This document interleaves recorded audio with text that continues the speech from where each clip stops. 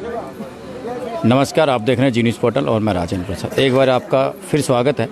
और जैसा कि आपको पता है कि बामनवास के ग्राम पंचायत सुंदरी में भारतीय प्रशासनिक सेवा में राजकेश मीणा का चयन होने पर गांव के नागरिक, रिश्तेदार और समाज के कई संगठनों द्वारा उनका माला और साफा पहनाकर स्वागत किया जा रहा है, जिसकी सी तस्वीरें मैं आपको जी न्यूज़ पोर्टल के माध्यम से दिखा रहा हूँ। एक ऐसा चैनल जो हमेशा आपकी समस्याओं के साथ साथ क्षेत्र में हर लोगों की मांग को उठाता हुआ आपको दिखाई देगा।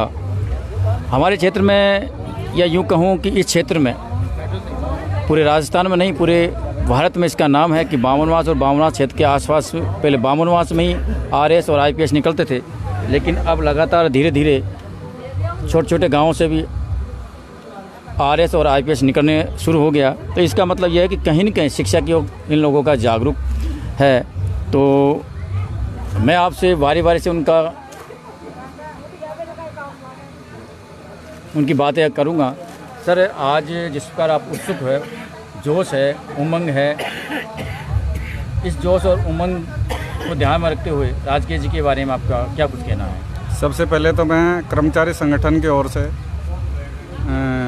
राजकेश जी को, जिन्होंने इंडियन सेवा क्रैक की है, लगातार तीसरा अटेम्प्ट में इन्होंने ये सफलता हासिल की है, सबसे पहले तो मैं इनको धन्यवाद देना चाहूँगा। इसके बाद में इनके माँ बाप की प्रेरणा, उनकी सोच, उनका भी एक मकसद था, उनकी आशा और अपेक्षाओं पे खरे उतरे हैं। तो बस्ती माता की तरफ से इनके माँ बाप, इनको मैं धन्यवाद देना चाहता हूँ। और मैं युवाओं को संदेश देना चाहता हूँ। रामधारी सिंह दिनकर ने एक लाइन लिखी है, युद्ध नहीं जिनकी आँखों में, युद्ध नहीं जिनके जीवन में, वे भी बड़े अभागे होंगे, या तो रण से भागे होंगे या फिर प्रण को तोड़ा होगा। जो आदमी लगातार संघर्ष करता है, तो मैं मानता हूँ कि आदमी के धैर्य और संघर्ष से बड़ा कोई लक्ष्य नहीं है।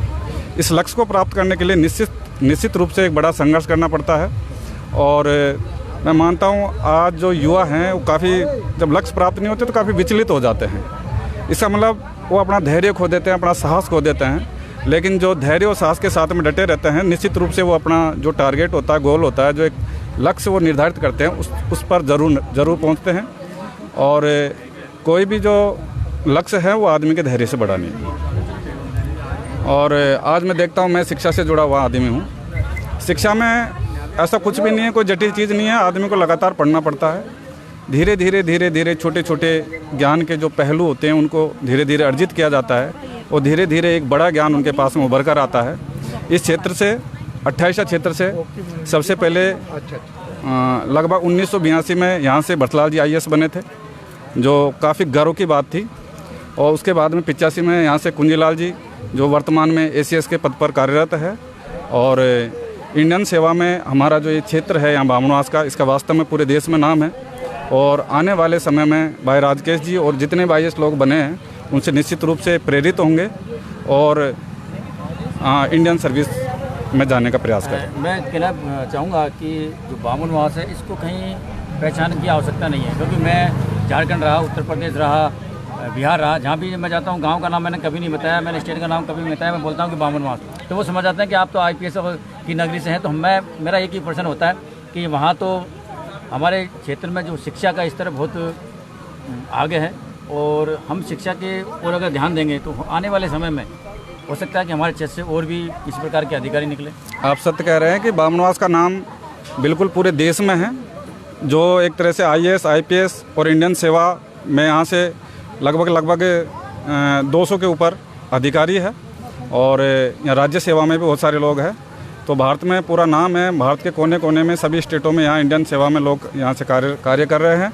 यह हमारे लिए, पूरे क्षेत्र के लिए, बामनवास ब्लॉक के लिए, पूरे ज़िले के लिए गौरव का विषय है, और समाज के लिए भी ये गौरव का विषय है। तो मैं कहना चाहूँगा कि मैंने कई आरएएस और आईपीएसों का इंटरव्यू लिया है, लेकिन जिस प्रकार राजकेश जी एक साधारण किसान परिवार के में जन्म लेकर इन्होंने जिस पद को लिया है, जिस पद को प्राप्त किया है, इस बारे में आपका क्या कुछ कहना है? कि हम गांव वालों को, सिटी के जो लड़के होते हैं या सिटी के लोग होते हैं, गांव को थोड़ा नीचता से देखते हैं कि गांव में कोई सुविधा नहीं है, लेकिन हम उस मकाम पर पहुंचकर उनको ये दिखा देते हैं कि वास्तव में हम गांव में भी हम शिक्षा की ओर अग्रसर हैं और बहुत बड़ा पद हम हासिल कर सकते हैं। देखो, एक बात तो मैं कहना चाहूँगा, निश्चित रूप से जो सरकारी सेवाएँ हैं वो सीमित हैं, उनका दायरा सीमित है।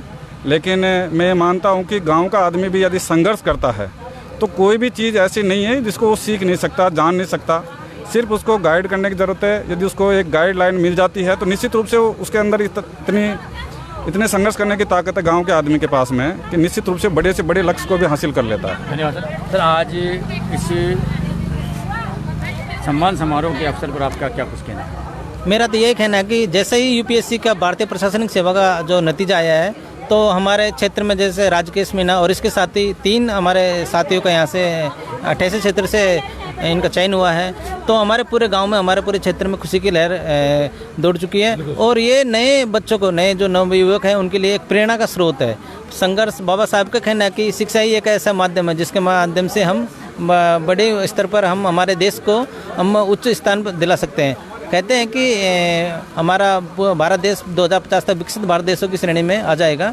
तो ये ऐसे बच्चों की ओर से ही इनका पूरा योगदान रहता है, आगे बहुत ये निकलते हैं। तो मैं इनके राजकेश के बारे में तो यही कहना चाहूँगा कि ये शुरू से ही बहुत प्रतिभाशाली रहे हैं, संघर्षशील रहे हैं और ये इनकी एक दूरदर्शी सोच है। दूरदर्शी सोच के माध्यम से इन्होंने यह मुकाम हासिल किया है। तो बहुत बहुत धन्यवाद आपका, मीडिया का और हमारे सभी दर्शकों का धन्यवाद। 10 सेकंड में आप देख रहे हैं ये हमारे मेंबर